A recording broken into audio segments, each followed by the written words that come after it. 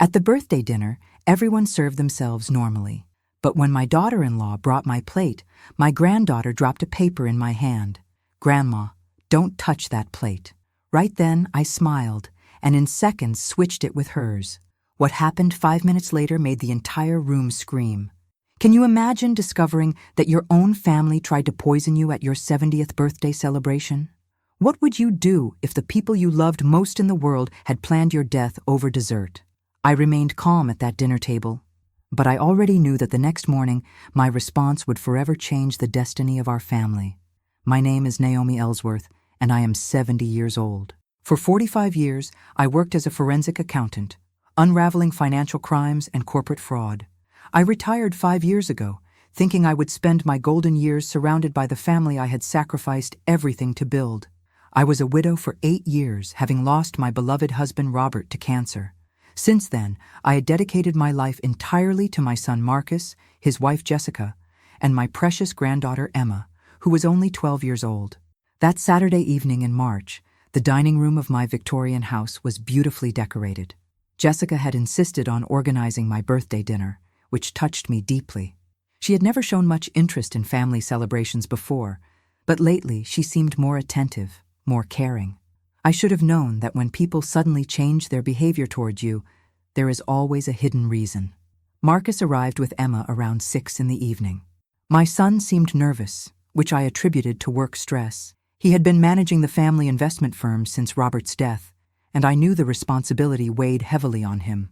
Jessica appeared radiant, wearing the pearl necklace I had given her last Christmas. She had prepared my favorite meal, roast lamb with rosemary potatoes and green beans with almonds. "Mom, you look beautiful tonight," Marcus said, kissing my forehead. But his eyes didn't meet mine, and his hands were trembling slightly. After 45 years investigating lies, you learn to read the subtle signs of deception. Emma, my little angel, seemed unusually quiet. She stayed close to me throughout the evening, holding my hand more than usual. Children have an intuition that adults often lose over the years. She sensed something was wrong, even if she couldn't fully understand what it was. The dinner proceeded normally. We talked about Emma's school, Marcus's business, Jessica's volunteer work at the local hospital. Everything seemed perfect, like a scene from a family movie. But I had learned long ago that the most dangerous crimes are often committed behind the most innocent facades. When Jessica went to the kitchen to get the dessert, she returned with individual plates already prepared. Chocolate cake with strawberries, my favorite since childhood. She placed a plate in front of Marcus, another in front of Emma, and finally approached me with mine. It was at that moment that Emma did something that saved my life. With the dexterity that only children possess, she dropped a small piece of paper into my palm while Jessica placed the plate in front of me. The message was written in her careful 12-year-old handwriting. "Grandma, don't touch that plate." My heart stopped for a moment, but my face remained serene. Decades of professional training had taught me never to show my cards too early. I smiled at Emma and said, "Sweetheart, I think I'd prefer your piece. Mine looks too sweet for an old woman like me." Before anyone could protest, I had already switched our plates. Emma began eating my original piece immediately, trying to appear natural. Jessica and Marcus exchanged a look I pretended not to notice. The tension in the room was palpable, but they thought I was oblivious. 5 minutes later, Emma began to feel unwell. She complained of stomach pain and dizziness. Then she started vomiting violently.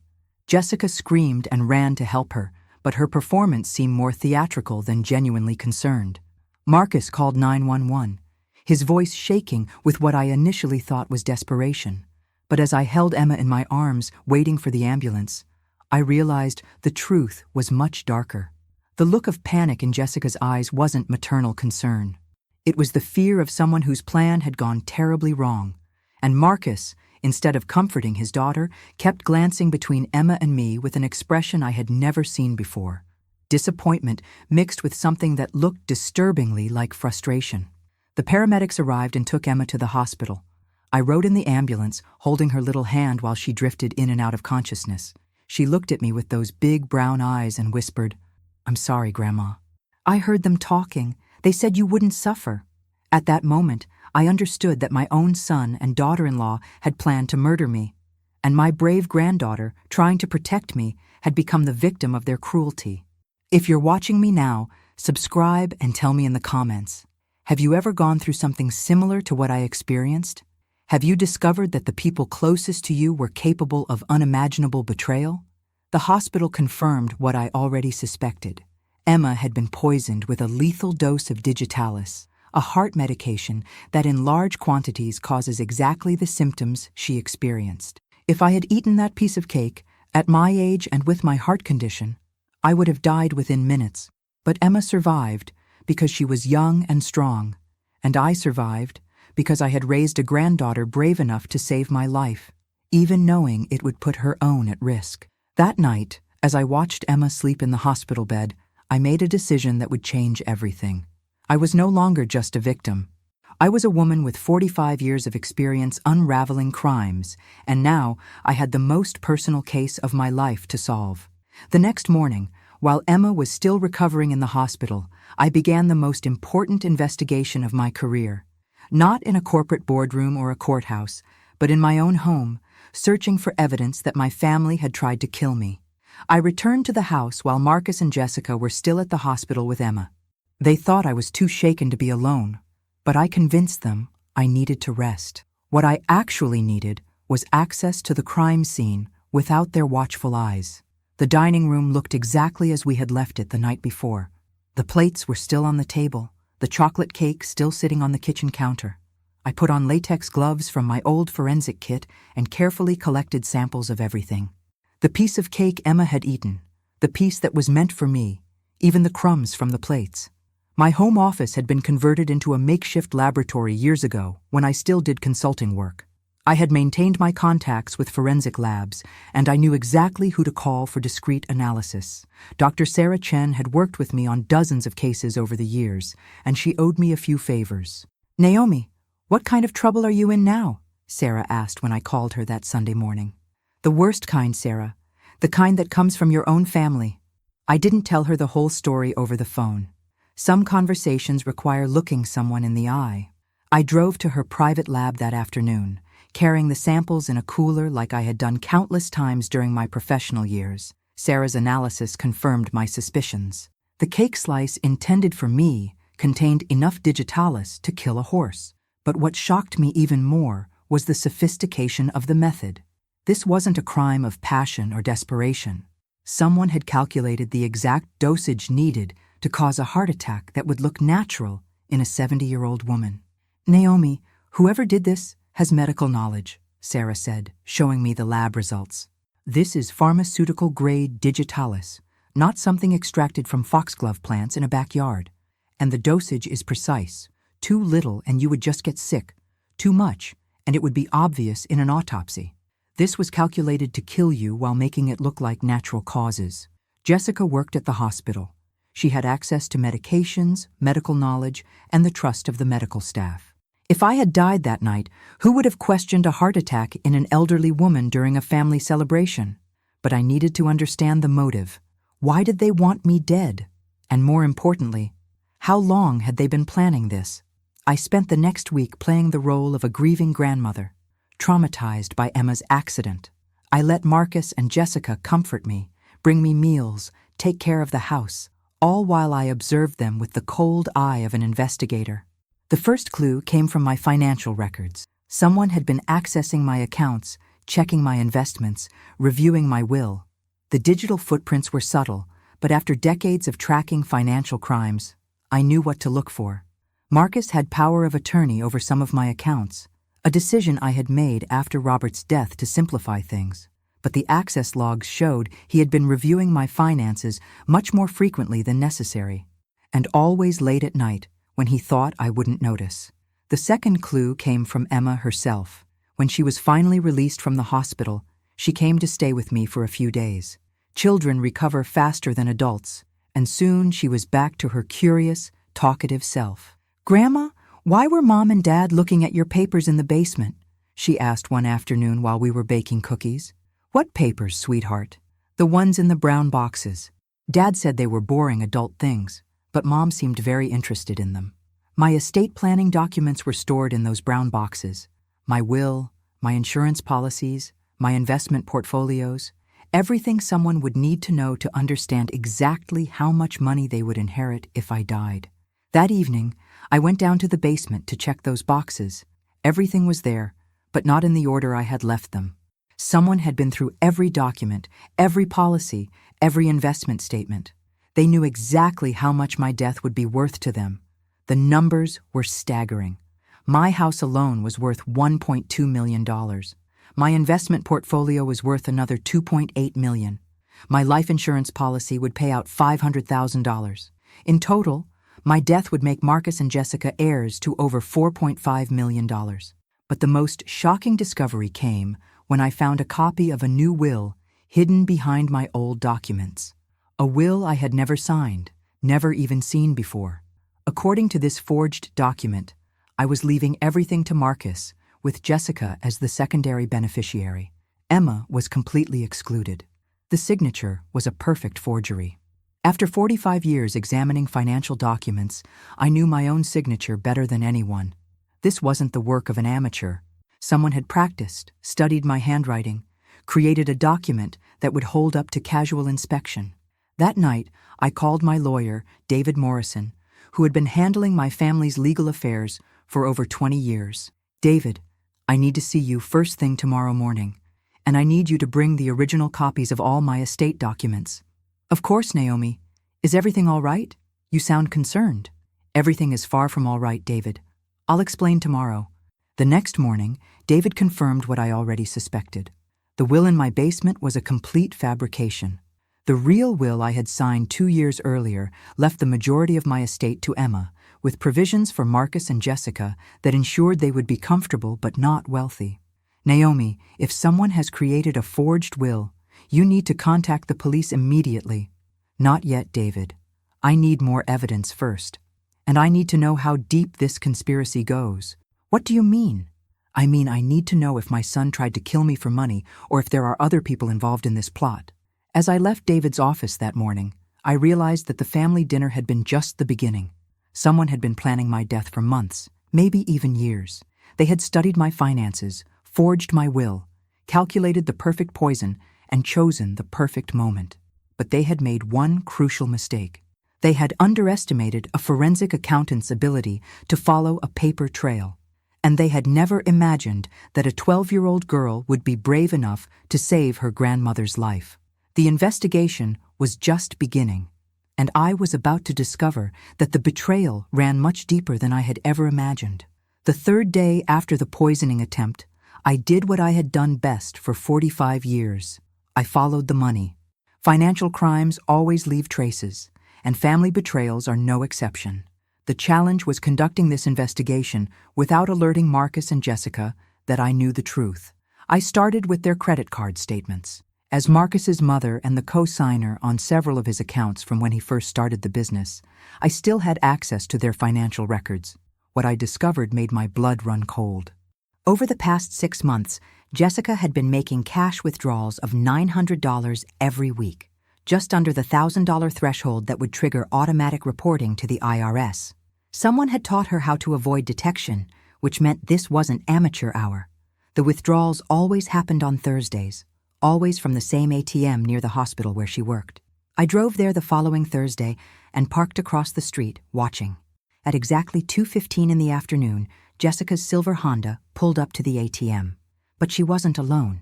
A man I didn't recognize was sitting in the passenger seat, mid-40s, well-dressed, with the confident posture of someone accustomed to being in control. He waited in the car while Jessica made the withdrawal, but I could see them talking intensely through the windshield. I followed them to a small cafe downtown, keeping my distance. They sat in a corner booth, and even from across the room, I could see this wasn't a casual meeting. Jessica handed him an envelope, presumably containing the cash, and he gave her what looked like a small vial. My heart stopped. I was watching them complete another transaction for poison. I managed to take several photos with my phone before they separated. The man drove away in a black BMW with doctor's plates. Jessica returned to the hospital for her afternoon shift, acting as if nothing had happened. That evening, I called my old friend, Detective Patricia Williams. Patricia and I had worked together on dozens of financial fraud cases over the years. She was retired now, but still had contacts throughout the police department. Patricia, I need a favor. I need you to run a license plate for me, but quietly. Naomi, what are you mixed up in? Something that could get me killed if I'm not careful. The license plate belonged to Dr. Michael Hartwell, a cardiologist at the same hospital where Jessica worked. Divorced 2 years ago, significant gambling debts, and a history of prescribing unnecessary medications to elderly patients. The perfect partner for someone planning medical murder. But I needed more evidence before I could go to the police. I needed to understand the full scope of their plan and identify everyone involved. The next breakthrough came from an unexpected source: Emma's school tablet. Children today are remarkably careless about digital security, and while staying with me, Emma had left her device unlocked. I wasn't proud of spying on my granddaughter, but desperate times called for desperate measures. In her text messages with her best friend Sophie, I found conversations that broke my heart. Sophie, I think my parents want to hurt Grandma. That's crazy, Emma. Parents don't hurt people. I heard them talking about money and how everything would be easier if Grandma wasn't around. And Mom keeps getting medicine from work. Maybe you misunderstood. No, Sophie. They think I'm too young to understand. But I know what they're planning. My brave granddaughter had been living with this terrible knowledge for weeks, maybe months. She had tried to protect me the only way she knew how, but she was just a child carrying an impossible burden. I also found something else on Emma's tablet: a recording. Children today record everything, and Emma had accidentally captured a conversation between Marcus and Jessica from 3 weeks earlier. The old woman is becoming a problem. Jessica's voice was clear through the tablet speakers. She's asking too many questions about the business, wanting to review the books more often. She's my mother, Jessica. We can't just... Can't what, Marcus? She's 70 years old with a heart condition. These things happen naturally all the time. But Emma adores her. If something happens to Mom, Emma will be devastated. Emma will get over it. Children are resilient. And with $4.5 million, we can give Emma everything she ever wanted. What about the will? Mom's will leaves most of the money to Emma. I've already taken care of that. Michael has contacts who can handle paperwork issues. By the time anyone questions anything, the money will already be transferred. The recording was only 3 minutes long, but it contained enough evidence to destroy their lives. Marcus wasn't just complicit. He was an active participant in planning my murder. And Dr. Hartwell wasn't just providing poison. He was part of a larger network that specialized in elder fraud and murder. But the most chilling part of the recording was the casual way they discussed my death. I wasn't a person to them. I was an obstacle to their financial freedom. They had calculated my value in dollars and decided my life was worth less than their comfort. That night, I sat in my office reviewing 45 years of case files, looking for similar patterns. What I found terrified me. Over the past decade, there had been a significant increase in suspicious deaths among wealthy elderly individuals in our area. Natural causes, heart attacks during family gatherings, accidents that happened when adult children were conveniently absent. I called Patricia again. Patricia, I need you to look into something bigger. I think my attempted murder might be part of a larger pattern. Naomi, you're starting to sound paranoid. Patricia, in 45 years of investigating financial crimes, have I ever been wrong about a pattern? She was quiet for a long moment. What do you need me to do? I need you to look at suspicious deaths among wealthy elderly individuals over the past 5 years. Look for cases involving Dr. Michael Hartwell, either as attending physician or consultant. And look for cases where the families received large insurance payouts shortly after the deaths. 3 days later, Patricia called me back with results that confirmed my worst fears. Naomi, you've stumbled onto something much bigger than family betrayal. There have been 14 suspicious deaths in the past 5 years, all involving elderly individuals with substantial assets. Dr. Hartwell was connected to 11 of them. And in every case, the families received significant financial benefits within 6 months of the deaths. What are you saying, Patricia? I'm saying you've discovered a murder-for-hire network that specializes in killing rich old people and making it look natural. And your son and daughter-in-law aren't just guilty of attempted murder. They're part of an organized criminal enterprise. The scope of the betrayal was larger than I had imagined. This wasn't just about Marcus and Jessica wanting my money. They had connected with professional criminals who had turned elder murder into a profitable business. But now, I had evidence allies, and most importantly, I had a plan. It was time to stop being the victim and start being the hunter. The revelation that my family was part of a murder-for-hire network changed everything. This wasn't just personal betrayal anymore. It was organized crime. And taking down organized crime requires more than evidence. It requires strategy, allies, and perfect timing. My first call was to FBI Special Agent Rebecca Torres. Rebecca and I had worked together 5 years earlier on a complex financial fraud case involving offshore accounts and elder abuse. She was brilliant, relentless, and had a personal vendetta against criminals who targeted the elderly after watching her own grandmother fall victim to a similar scheme. "Naomi Ellsworth," Rebecca said when she answered the phone. "I was wondering when I'd hear from you again. Retirement treating you well? Rebecca, I need to meet with you today, and I need you to bring your best financial crimes team. This sounds serious. Someone tried to murder me 6 days ago, and I've discovered it's connected to at least 14 other suspicious deaths. We're looking at a network that's been systematically killing wealthy, elderly individuals for years." Rebecca was quiet for a moment. "I'll be at your house in 2 hours." While waiting for Rebecca, I organized all my evidence: the forensic analysis of the poisoned cake, the forged will, the financial records showing the suspicious cash withdrawals, Emma's recording, and Patricia's research on the other suspicious deaths. I also prepared detailed profiles of every person involved: Marcus, Jessica, Dr. Hartwell, and the other families who had benefited from mysterious elderly deaths. Rebecca arrived with Agent David Chen, a financial crimes specialist, and Agent Maria Santos, an expert in organized crime patterns. I had worked with David before, and his reputation for following complex money trails was legendary. "Naomi, show us everything," Rebecca said, settling into my living room with her team. For the next 3 hours, I presented my case like I was back in a federal courthouse. I walked them through each piece of evidence, each connection, each pattern that pointed to a sophisticated criminal network. "This is extraordinary work, Naomi," Agent Chen said, reviewing the financial documents. "You've essentially conducted a federal investigation from your kitchen table. The question now," Agent Santos added, "is how we use this information to bring down the entire network without putting you in additional danger." Rebecca leaned forward. "Naomi, are you willing to work undercover? We need someone on the inside to gather evidence on the other players in this network. What do you have in mind?" "We need you to continue playing the role of the oblivious elderly victim.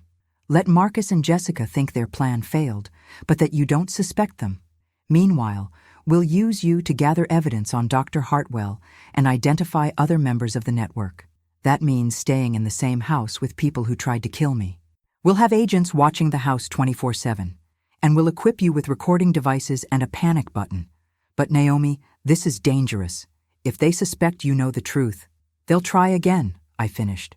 "Rebecca, these people killed 14 innocent elderly individuals. They turned my own son into a murderer. And they put my granddaughter's life at risk. I'm not walking away from this." Agent Santos smiled. "I can see why you were so successful as a forensic accountant. You don't give up. Never have, never will." We spent the rest of the afternoon planning the operation. The FBI would place surveillance teams around my house and monitor all communications between Marcus, Jessica, and Dr. Hartwell. I would wear a wire during all interactions with the suspects and try to gather evidence about other victims and network members. But the most crucial part of the plan involved Emma. We needed to keep her safe while using her knowledge to gather additional evidence. "Emma knows more than she's told me," I explained to the agents.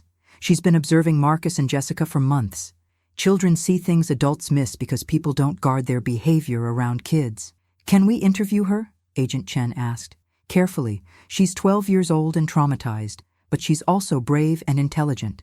If we approach this right, she could provide crucial testimony." That evening, after the FBI team left, I sat down with Emma in my kitchen. The same kitchen where I had discovered the truth about the poisoned cake, where I had analyzed evidence, where I had made the decision to fight back.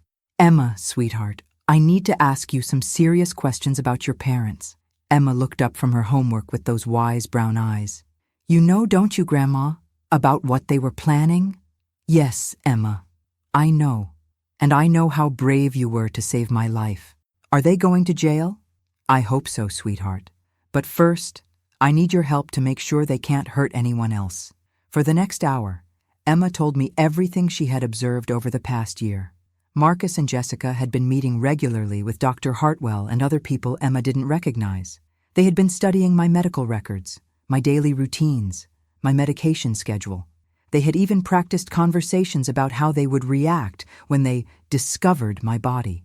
"Grandma, they practiced crying," Emma said, her voice barely above a whisper.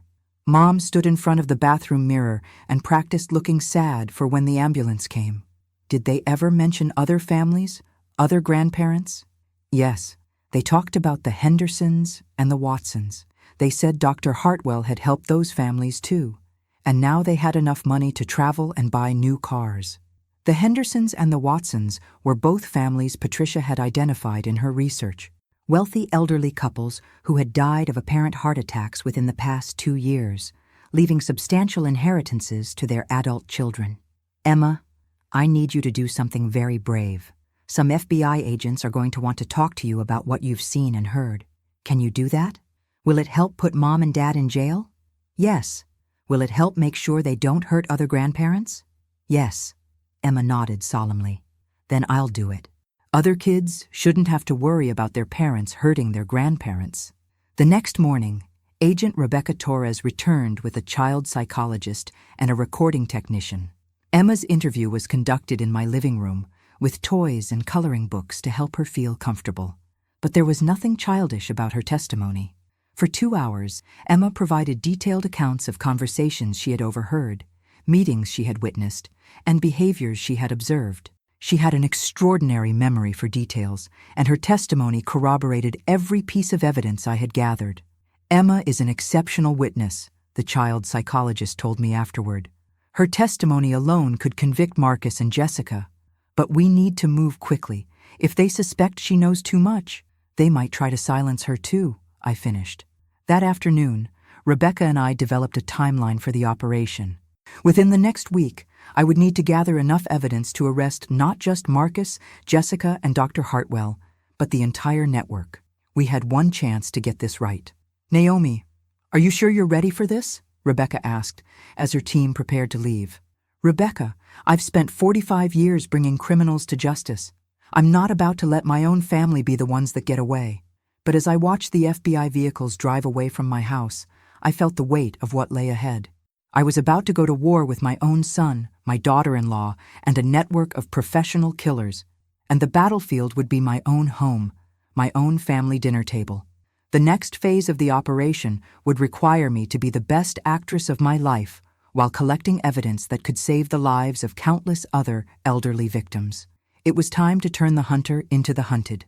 The wire felt cold against my chest as I prepared for dinner with Marcus and Jessica that Thursday evening.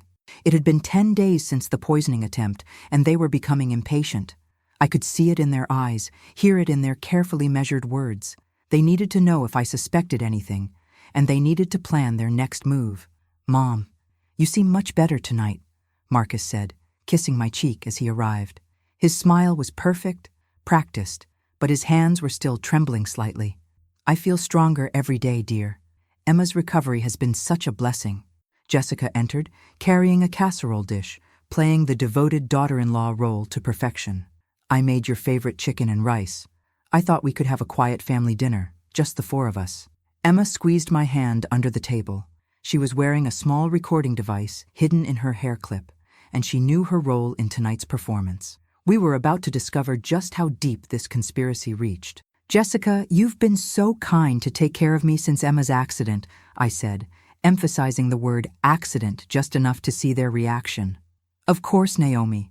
Family takes care of family," Jessica replied, but I caught the quick glance she exchanged with Marcus. During dinner, I played the role of the trusting, slightly confused elderly woman. I asked innocent questions about their work, their finances, their plans for the future. But I was really gathering intelligence about their network. "Marcus, how is the investment business these days? I worry that managing my portfolio is becoming too much work for you." "Don't worry about that, Mom. Everything is under control. In fact, Dr. Hartwell was asking about you the other day. He said he'd like to do a complete health evaluation, make sure you're recovering properly from the stress of Emma's accident. There it was. Dr. Hartwell wanted access to me, probably to assess my current health status and plan their next attempt. That's very thoughtful of him. When would he like to see me? How about tomorrow afternoon? He has some time between surgeries. I agreed, knowing the FBI surveillance team would be ready. But what happened next revealed the true scope of their operation. Jessica's phone buzzed during dessert. She glanced at it and immediately tensed. Marcus, we need to step outside for a moment. Business call. Of course, darling. Mom, we'll be right back. They thought they were out of earshot, but the FBI had placed listening devices throughout my property. Every word of their conversation was being recorded. It's Michael. Jessica's voice came through my earpiece. He says the Johnson situation has been moved up. The old man is getting suspicious, asking too many questions about his medication. How suspicious? Suspicious enough that Michael thinks we need to accelerate the timeline. He wants it done this weekend. That's the third one this month, Jessica. People are going to start noticing patterns. Michael says he has it under control. The network has connections in the coroner's office. As long as the deaths look natural and the families don't ask questions, we're safe. What about the split? Are we still getting our usual percentage? 30%, same as always. Michael takes 50, the coroner gets 10, and the crematory gets the remaining 10. I nearly choked on my coffee. They weren't just killing individuals. They were running a systematic operation with predetermined profit margins. And they had corrupted officials in the coroner's office and crematory to cover their tracks. But the most shocking revelation came next.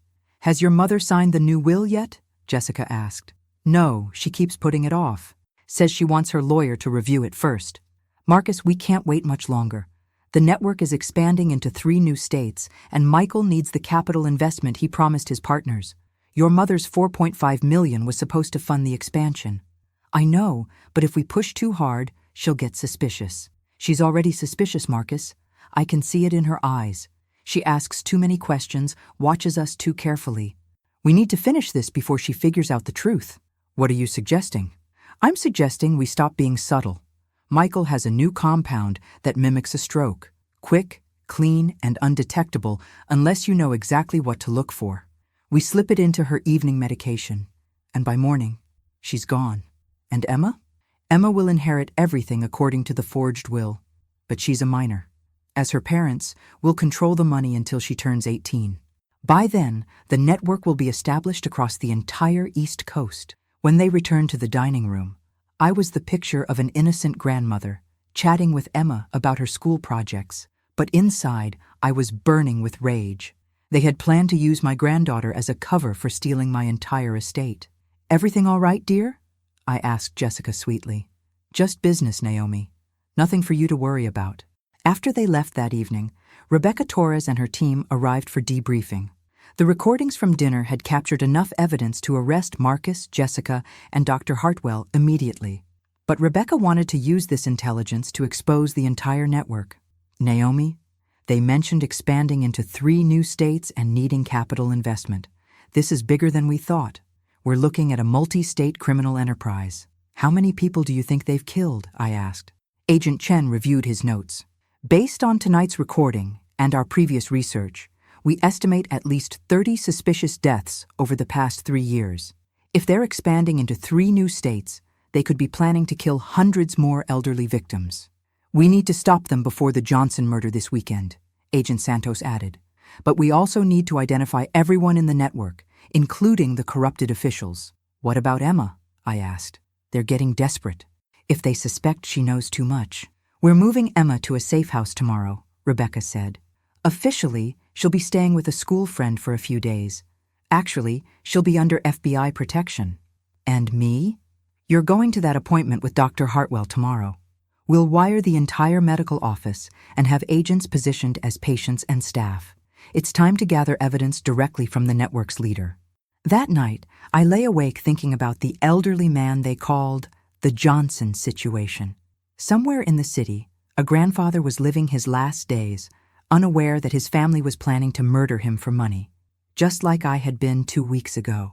But unlike me, he didn't have a brave granddaughter to save him. He didn't have 45 years of investigative experience to fall back on. He was completely vulnerable to people he trusted. I thought about the 30 victims who had already died, grandparents who had worked their entire lives to build something for their families, only to be murdered by the children they loved. People like me, who had sacrificed everything for their families and received death as a reward. Tomorrow, I would walk into Dr. Hartwell's office wearing a wire and pretending to be an oblivious elderly woman.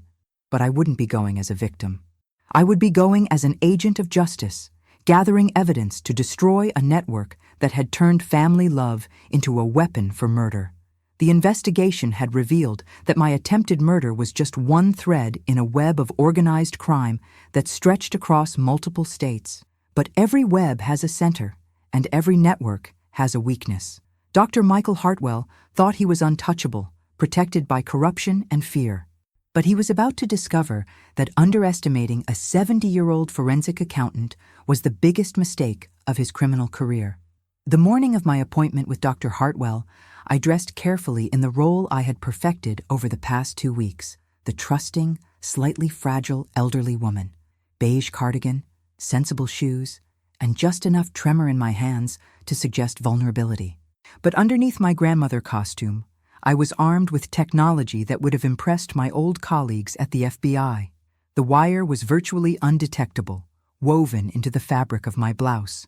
A tiny camera was hidden in my brooch, and a GPS tracker was sewn into my purse lining.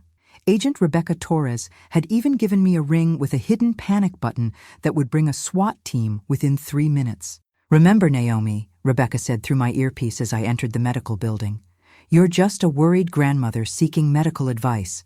Let Dr. Hartwell do most of the talking. The more confident he becomes, the more he'll reveal." Dr. Hartwell's office was on the 10th floor of the Riverside Medical Center, the same hospital where Jessica worked. As the elevator climbed, I reviewed everything I knew about the man who had orchestrated at least 30 murders. 52 years old, divorced, gambling debts of over $300,000, and a medical license that should have been revoked years ago for overprescribing medications to elderly patients.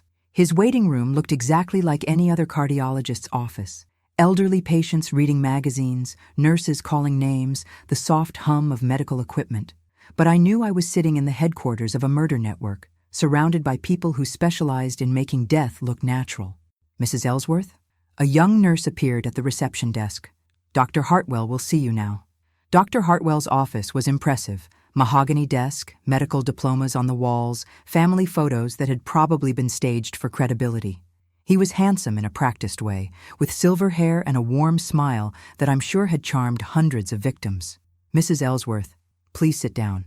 Jessica has told me so much about you. I'm sorry to hear about the stress you've been under since your granddaughter's accident." "Thank you, doctor.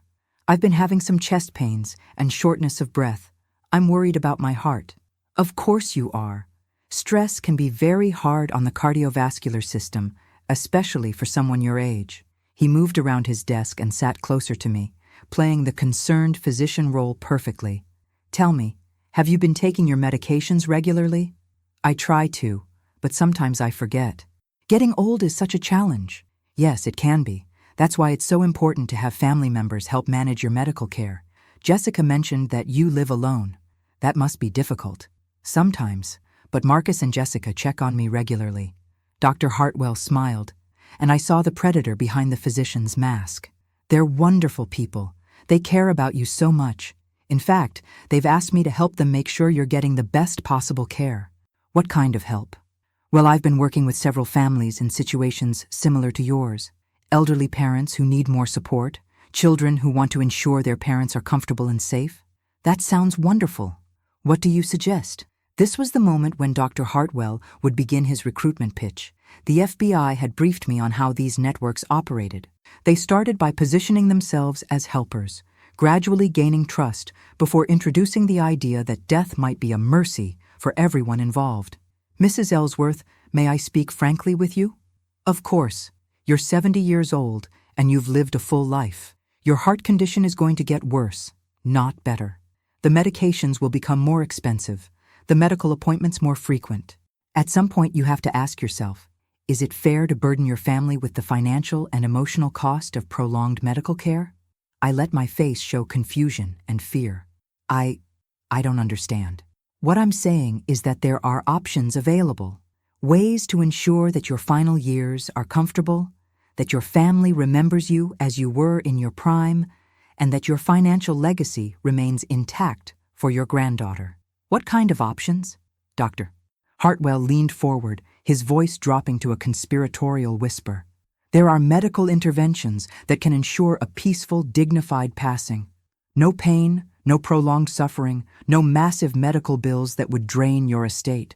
Your family would remember you as someone who chose to leave gracefully rather than becoming a burden. Are you talking about helping me die?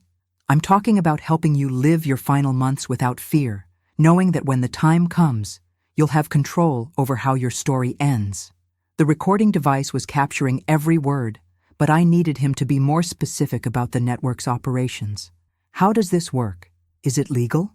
Mrs. Ellsworth, there are many things that happen in medicine that aren't technically legal, but are morally necessary. I work with a network of professionals who understand that sometimes the kindest thing we can do for elderly patients is help them avoid unnecessary suffering. Other professionals? Doctors, nurses, funeral directors, even some officials who understand that not every death needs extensive investigation. We've helped dozens of families over the past few years, families who wanted to spare their elderly relatives the indignity of slow decline. And the families. They agree to this? More than agree, Mrs. Ellsworth. They're grateful. They get to remember their parents as strong, independent people rather than as confused, sick, expensive burdens. And the financial benefits allow them to honor their parents' memory by using the inheritance wisely. I was listening to a man casually describe mass murder as a medical service, but I needed more details about the network structure and operations. How much does this kind of help cost? Dr. Hartwell smiled. That's the beauty of our arrangement. We don't charge the families anything up front. Instead, we take a small percentage of the estate settlement. Think of it as a success fee. What percentage?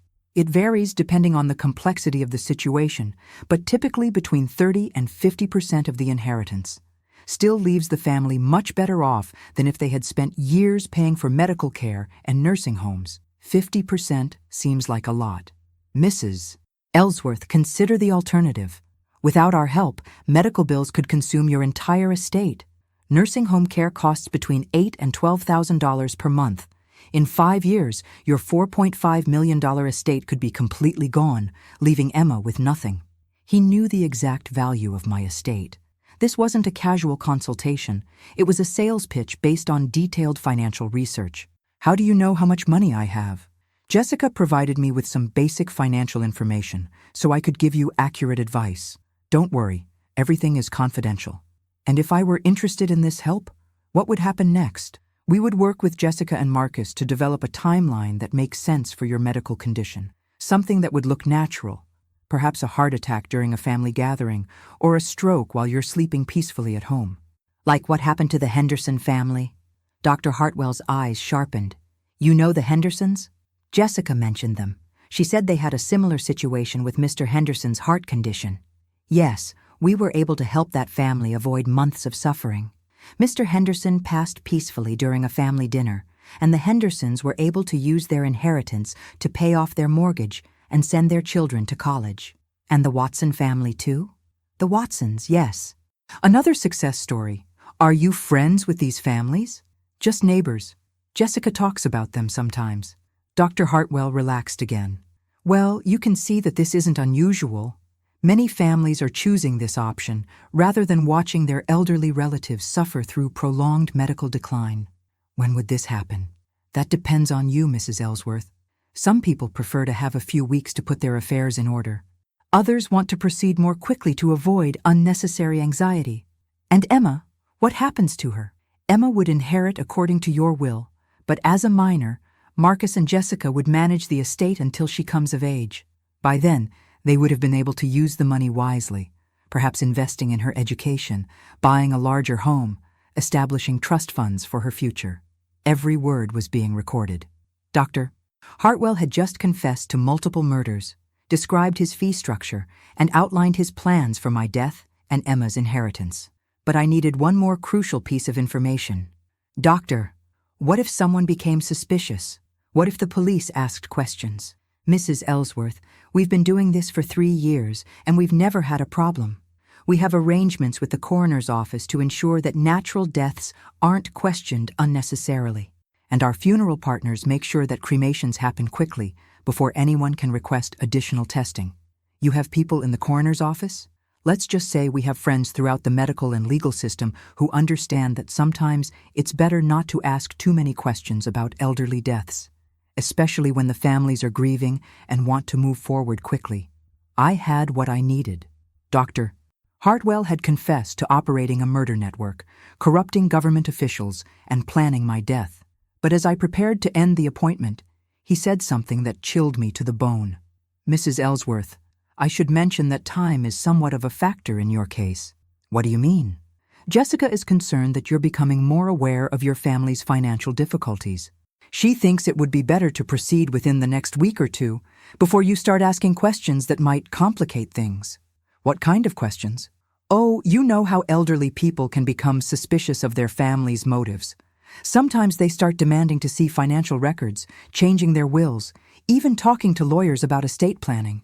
Jessica wants to avoid that kind of confusion. Dr.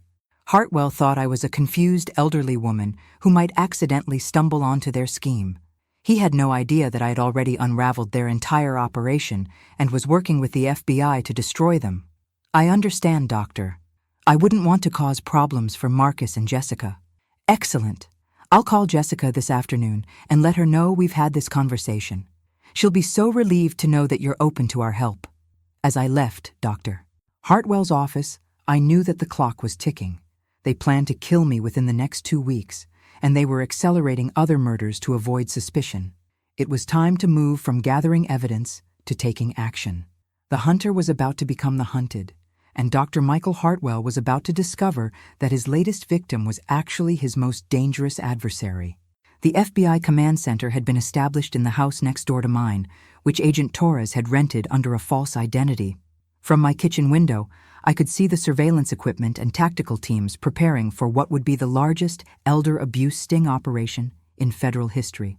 Naomi, the recording from Dr. Hartwell's office is extraordinary, Rebecca said as we reviewed the evidence. We have enough to arrest him and shut down the network immediately. But we want to catch them in the act. What do you need me to do? We need you to agree to their timeline. Let Jessica and Marcus think you're ready to cooperate with Dr. Hartwell's plan. Meanwhile, we'll be recording everything and preparing to arrest the entire network simultaneously. When? This weekend. Dr. Hartwell called Jessica an hour ago and told her you're ready to proceed. They're planning your murder for Saturday evening during a family dinner. Agent Chen showed me photographs of the other network members they had identified. We've located the corrupted coroner, the funeral director, and 6 other doctors in 3 states. This operation will shut down the entire network. What about Emma? Emma is safe in protective custody. After this weekend, she'll be able to testify against her parents and help send them to prison for life. I felt a mixture of sadness and determination. In 48 hours, I would watch my own son attempt to murder me. But I would also watch justice finally catch up with people who had turned family love into a weapon. Rebecca, I need to ask you something. After this is over, what happens to Emma? That's up to you, Naomi. As her grandmother and the only innocent family member, you'll likely be granted custody. She'll need therapy, of course, but children are resilient. Friday evening, Marcus and Jessica came for dinner, behaving as if everything were normal, but I could see the tension in their movements, the forced cheerfulness in their voices. They were preparing to murder me in 24 hours. Mom, Jessica made your favorite dessert for tomorrow, Marcus said, his voice barely steady. How thoughtful. I'm looking forward to our family dinner. Jessica smiled, but her hands were shaking. Dr. Hartwell said you had a good conversation with him. I'm so glad you're taking care of your health. Yes, he was very helpful, very understanding about my situation. If you're watching me now, subscribe and tell me in the comments. Could you sit across from family members who planned to kill you and smile? Could you pretend everything was normal while wearing a wire to record their confessions? After they left, I called Emma at the safe house. Grandma, are you scared? She asked. No, sweetheart. Tomorrow, the bad people will finally face justice, and after that, we'll start healing together. Will I have to live with other people? Emma, if you want to, you can live with me for as long as you need. We'll take care of each other. Saturday arrived with perfect weather, as if the universe were mocking the darkness of what was planned. I spent the morning reviewing 45 years of case files, remembering all the criminals I had helped bring to justice. Tonight would be my final case, and my most personal. At 5 o'clock, Rebecca's voice came through my earpiece. All teams are in position. Remember, Naomi, we need them to actually attempt the poisoning before we can arrest them for attempted murder. I understand. The moment you feel unsafe, press the panic button. We'll be inside the house in 30 seconds. Marcus and Jessica arrived at 6, carrying flowers and wine like any loving family members. Dr. Hartwell was with them, supposedly making a house call to check on my health before dinner. Mrs. Ellsworth, you look wonderful tonight, Dr. Hartwell said, kissing my cheek like an old family friend. As we sat down for what they thought would be my last meal, I realized that the next hour would determine whether justice would finally be served or whether a network of murderers would claim their 31st victim. The trap was set. The hunters were about to become the hunted. And my family was about to discover that underestimating a 70-year-old forensic accountant was the biggest mistake of their lives. The dining room felt different that Saturday evening. The same table where I had celebrated birthdays and holidays for decades was now the setting for my planned execution. But this time, I was ready. Dr. Hartwell sat to my left, playing the role of concerned family physician. Marcus and Jessica flanked my right side, their nervous energy barely contained. The FBI surveillance equipment captured every word, every gesture, every telltale sign of their guilt. Naomi, I brought your evening medications, Dr. Hartwell said, placing a small pill bottle on the table. These will help with your heart palpitations. I recognized the bottle immediately. It was identical to the one Emma had seen Jessica hiding in their basement weeks earlier. The pills looked normal, but I knew they contained enough digitalis to stop my heart within minutes. How thoughtful, Doctor. Should I take them now? After dinner would be best. With food in your system, they'll be more effective. Jessica served the meal she had prepared.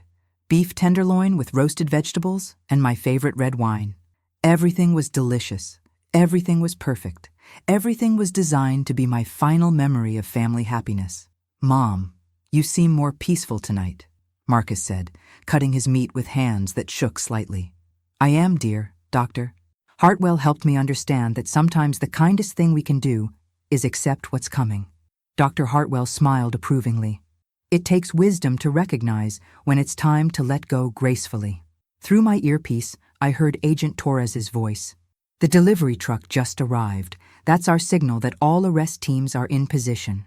As we finished the main course, Jessica brought out dessert, chocolate mousse with fresh strawberries, but Dr. Hartwell stopped her from serving it. Actually, Jessica, I think now would be a good time for Naomi to take her medication. Then we can enjoy dessert while it takes effect. Of course, Jessica said, her voice tight with anticipation. Dr. Hartwell opened the pill bottle and shook 2 capsules into his palm. Just 2 pills, Naomi. They might make you feel a little drowsy, but that's normal. I took the pills in my hand, knowing that the FBI chemical analysis team had already confirmed they contained a lethal dose of digitalis. This was the moment when attempted murder became actual murder. Thank you, Doctor. You've been so kind to help our family through this difficult time. I raised the pills toward my mouth, but before they could touch my lips, I heard the sound I had been waiting for. Rebecca's voice through the house speakers. FBI! Nobody move! This house is surrounded! The front door exploded open as agents in tactical gear flooded into my dining room. Dr. Hartwell dropped his wine glass and scrambled toward the back door, but Agent Chen was waiting for him. Marcus tried to run to the kitchen, but Agent Santos tackled him before he could escape. Only Jessica remained seated, her face a mask of stunned disbelief. Naomi Ellsworth, Rebecca announced as she entered the dining room, you are officially under FBI protection. Dr. Michael Hartwell, Marcus Ellsworth, and Jessica Ellsworth, you are under arrest for conspiracy to commit murder, elder abuse, and operating a criminal enterprise. Mom? Marcus stared at me in shock. You knew? I stood up, removing the wire from my blouse and placing the lethal pills on the table. Marcus, I've been investigating financial crimes for 45 years. Did you really think I wouldn't notice when my own family tried to steal my money and murder me for it? Dr. Hartwell was screaming about his rights and demanding a lawyer. Jessica was crying, claiming she had been manipulated by the others. But Marcus just stared at me with an expression I had never seen before. Respect mixed with fear. "How long have you known?" he asked. "Since the night you tried to poison me at my birthday dinner. Emma saved my life, and then I spent 2 weeks gathering evidence to destroy your entire network." Emma knew? Emma knew everything, Marcus. While you and Jessica were planning my murder, she was protecting me and gathering evidence against you. As the agents led them away in handcuffs, Rebecca placed her hand on my shoulder. "It's over, Naomi. The network is finished." How many others were arrested tonight? 14 people across 3 states, including the corrupted coroner and 2 funeral directors. You've just shut down the largest elder murder network in FBI history. I watched through my front window as my son and daughter-in-law were placed in separate FBI vehicles. 47 years of loving Marcus, of sacrificing for his happiness, of building a family legacy for him to inherit. And it had ended with him trying to murder me for money. But as the FBI cars drove away, I felt something I hadn't expected. Relief. The pretending was over. The investigation was complete. And Emma was safe. "What happens now?" I asked Rebecca. "Now you start healing. And tomorrow, Emma comes home to her grandmother, who saved both their lives." 3 days after the arrests, I received an unexpected visitor.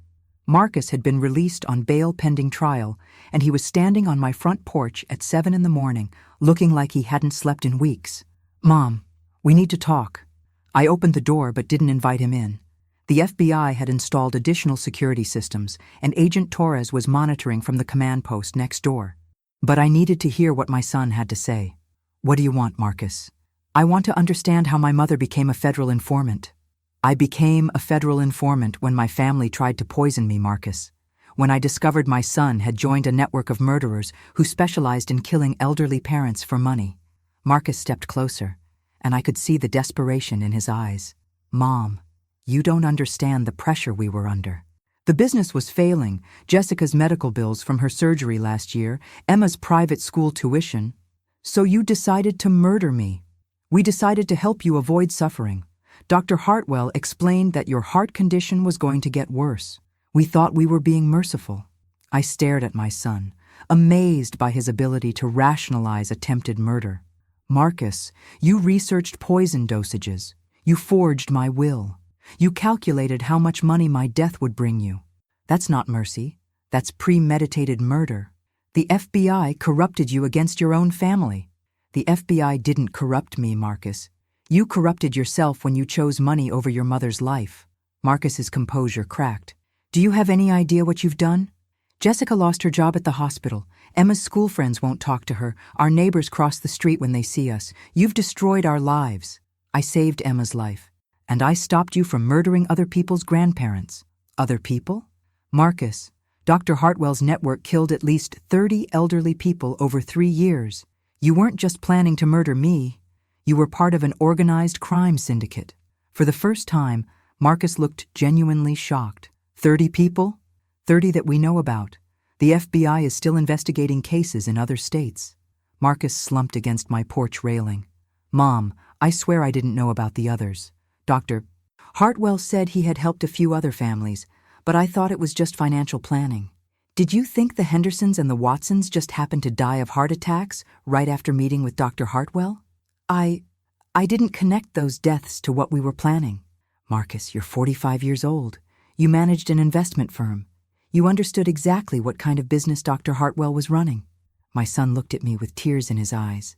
"What happens now, Mom? What happens to Emma?" "Emma is living with me now. She's safe. She's getting therapy, and she's starting to heal from the trauma you put her through. Can I see her?" "That's up to Emma. And right now, she doesn't want to see either of her parents. For how long? For as long as it takes her to forgive you for trying to murder her grandmother and then planning to steal her inheritance." Marcus flinched as if I had slapped him. "Mom, I'm still your son." "No, Marcus. My son died the night he decided to poison me. You're just a stranger who looks like him." "Don't say that. It's the truth. My son loved me. My son would have protected me. My son would never have put Emma in danger. I stepped back toward my front door. You made your choice, Marcus. Now you have to live with the consequences. What about forgiveness? What about family? Family doesn't try to murder each other for money, Marcus. And forgiveness has to be earned. As I closed the door, I heard Marcus crying on my front porch. Part of me wanted to comfort him, to hold him like I had when he was a child having nightmares. But that child was gone, replaced by a man who had chosen greed over love. Emma appeared at the top of the stairs, having listened to the entire conversation. Grandma, was that really Dad? Yes, sweetheart. He sounded different, sadder. He is sad, Emma. But being sad doesn't change what he did. Do you think he's sorry? I think he's sorry he got caught. I don't know if he's sorry for trying to hurt us. Emma came down and hugged me. I'm glad you're my grandma. I'm glad you're the one taking care of me now. I'm glad too, Emma. We're going to be okay. But as I watched Marcus drive away, I knew this confrontation was just the beginning. The trial would bring more pain, more revelations, more opportunities for my son to try to manipulate me into dropping the charges. The battle for justice was far from over. 6 months later, I walked into the federal courthouse wearing my best Navy suit and carrying 45 years of investigative experience. Today was the day Marcus, Jessica, and Dr. Hartwell would face justice for their crimes. The courtroom was packed with families of other victims, FBI agents, and reporters covering what the media had dubbed the Grandmother Murder Network. Emma sat beside me, brave and dignified at 13 years old, ready to testify against her own parents. All rise for the Honorable Judge Margaret Chen. As Judge Chen took her seat, I felt the weight of every elderly victim who hadn't been as fortunate as me. The Hendersons, the Watsons, the Johnsons, all the grandparents who had trusted their families and paid with their lives. Prosecutor David Martinez opened with a statement that made the entire courtroom gasp. Ladies and gentlemen of the jury, the defendants didn't just plan to murder Naomi Ellsworth. They were part of a criminal network that systematically killed 37 elderly individuals across 4 states, stealing over $60 million in inheritance money. 37 victims, 7 more than we had originally discovered. Dr. Hartwell's lawyer tried to paint him as a compassionate physician who had simply helped families make difficult end-of-life decisions. But when the prosecutor played the recording of Hartwell describing his success fee structure and bragging about corrupted officials, the jury's faces told the story.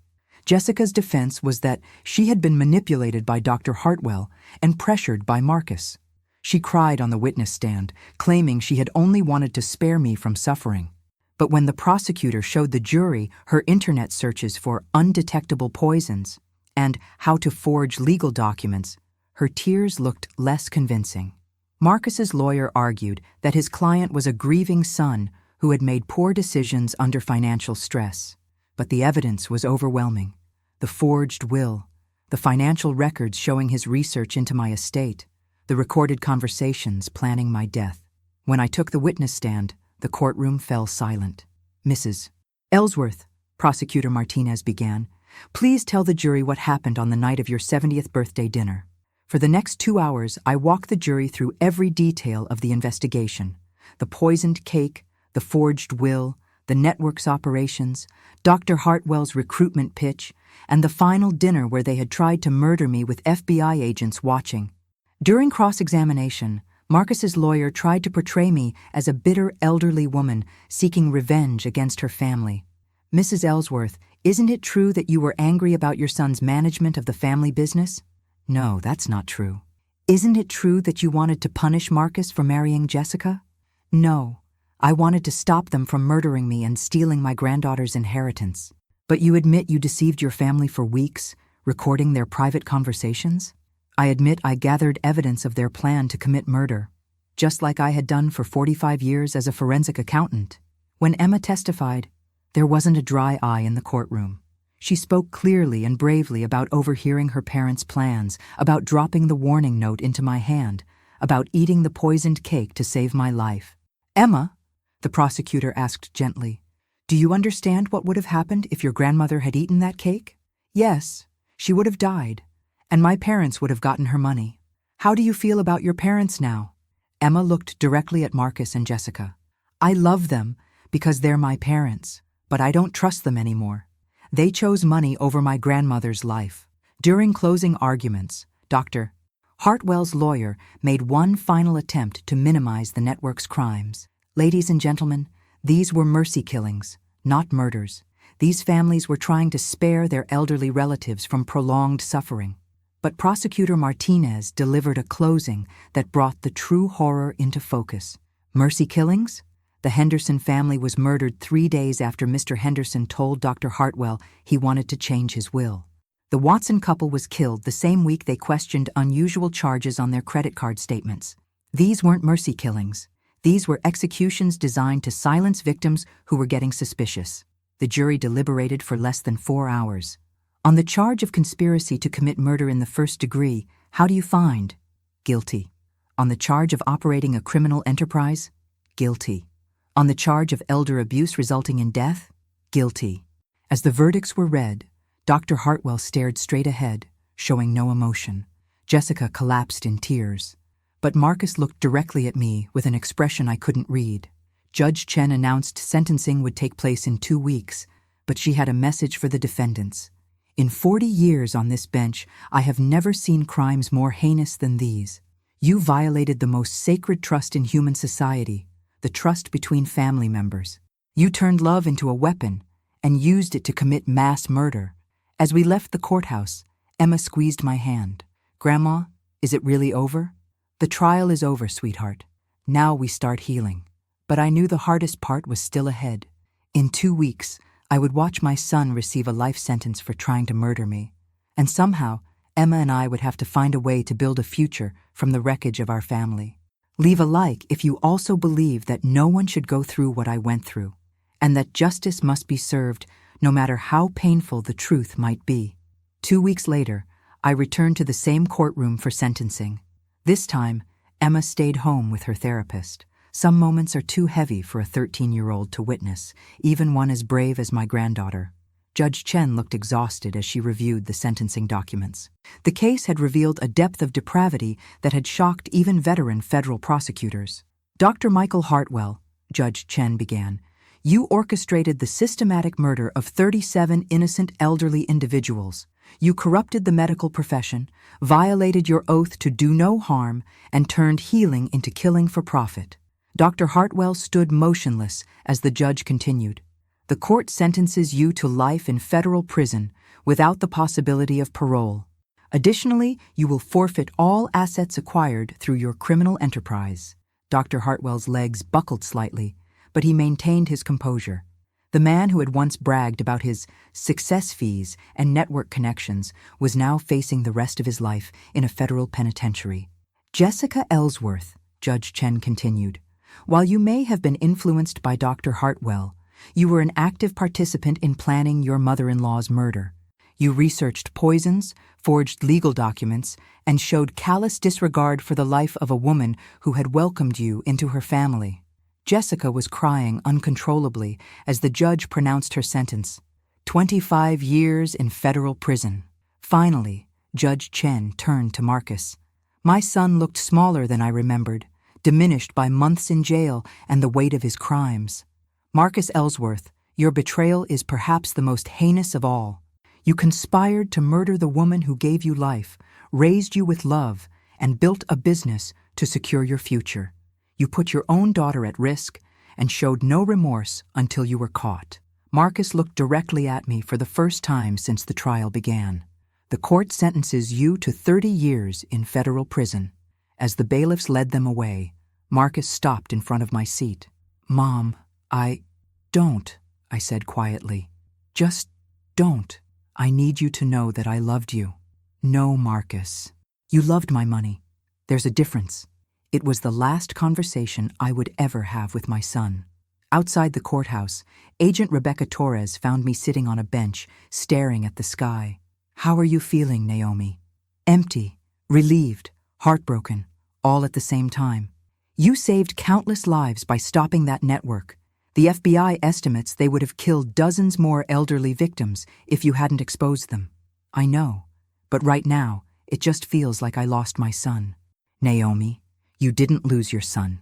Your son lost himself when he chose greed over love. Rebecca was right, but it didn't make the pain any less real. What happens now? Now you go home to Emma and start building a new family. A family based on love and trust instead of money and manipulation. That evening, Emma and I sat in our kitchen, the same kitchen where I had discovered the poisoned cake, where I had analyzed evidence, where I had made the decision to fight back. "Grandma, do you miss Dad?" "I miss the dad you should have had, Emma. I miss the son I thought I raised. Do you think he'll ever get out of prison?" "Not for a very long time, sweetheart. And when he does, he'll be an old man who has to live with what he did." "Are you sad?" "I'm sad that it came to this, but I'm not sad that justice was served." Emma was quiet for a moment. "Grandma, I'm glad you fought back. I'm glad you didn't let them win." "Emma, sometimes the people we love disappoint us in ways we never imagined, but that doesn't mean we stop fighting for what's right. Will you teach me to be strong like you?" "Sweetheart, you're already stronger than I ever was at your age. You saved my life when you were only 12 years old." As I tucked Emma into bed that night, I realized that justice had been served, but healing would take much longer. We had won the battle against the criminals who had tried to destroy us, but now we faced the harder challenge of rebuilding our lives. The network was destroyed, the victims had been avenged, and my granddaughter was safe. But the real victory would be measured not in prison sentences, but in our ability to trust and love again after experiencing the ultimate betrayal.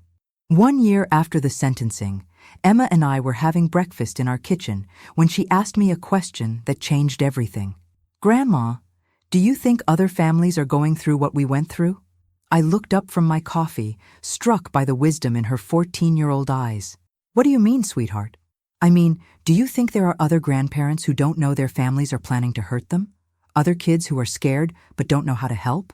That afternoon, I called Agent Rebecca Torres. "Rebecca, I want to start a foundation, something to help protect elderly people from family financial abuse and to educate families about these crimes." "Naomi, that's a wonderful idea. What would you call it?" "The Emma Foundation. Named after the bravest person I know." 6 months later, the Emma Foundation opened its doors. We provided resources for elderly individuals to recognize signs of financial abuse, legal support for victims, and education programs for families about protecting their elderly relatives. Emma became our youngest spokesperson, traveling to schools and community centers to share our story. Her message was simple but powerful. If you see something wrong happening to someone you love, speak up.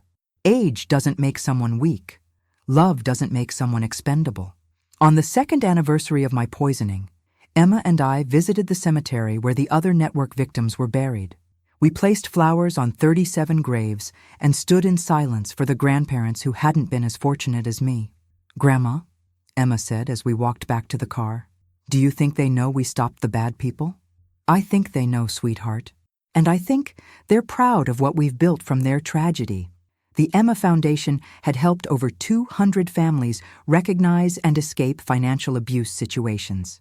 We had partnered with the FBI to develop training programs for law enforcement, and we had lobbied for stronger laws protecting elderly individuals from family exploitation. But the most important work happened in our own home, where Emma and I learned to be a family again. We cooked together, traveled together, and slowly healed from the trauma of betrayal. Emma excelled in school, made new friends, and rarely asked about her parents anymore. "Do you ever regret fighting back?" Emma asked me one evening as we reviewed foundation applications. "Never. Not once. Even though it meant sending Dad to prison?" "Emma, your father made his choice when he decided money was more important than family. I made my choice when I decided to protect you and stop him from hurting other people. What if other people think you were too harsh?" "Emma, let me tell you something I learned in 45 years of investigating crimes. Good people might make mistakes, but they don't plan to murder their mothers for money. Your father wasn't a good person who made a mistake. He was a person who chose evil over love." As I approached my 72nd birthday, I reflected on the journey that had brought us here. 2 years ago, I was a retired forensic accountant living quietly in my family home. Today, I was the founder of a national organization fighting elder abuse, the guardian of a remarkable young woman, and a survivor who had turned her trauma into purpose. If you know someone going through a situation similar to mine, share this story. Sometimes we just need to know that we are not alone in this struggle, and that justice is possible even when it comes from the people closest to us. The Foundation's motto, written by Emma herself, hangs in our office. Love is not silent in the face of evil. Love fights back. Marcus, Jessica, and Dr. Hartwell remain in federal prison. The corrupted officials were prosecuted and sentenced. The network was completely dismantled, and new protocols were established to prevent similar conspiracies. But the real victory wasn't in the courtroom. It was in Emma's laughter when she came home from school, in the thank you letters from families we had helped, in the knowledge that 37 victims had not died in vain. People always forget one thing about women of my generation. We survived things that would have broken others. We built families, careers, and legacies with determination and grace. And when those we loved most betrayed us, we found the strength to fight back and protect the next generation. My name is Naomi Ellsworth. I am 72 years old, and I am proof that it's never too late to seek justice, start over, and choose love over fear. Remember what I learned on my journey. Our age is our greatest strength, not our weakness. Subscribe if you believe that too, and share this story with someone who needs to know that they have the power to fight back against those who would harm them. Emma and I are living proof that even the darkest betrayal cannot destroy a family built on genuine love, courage, and justice.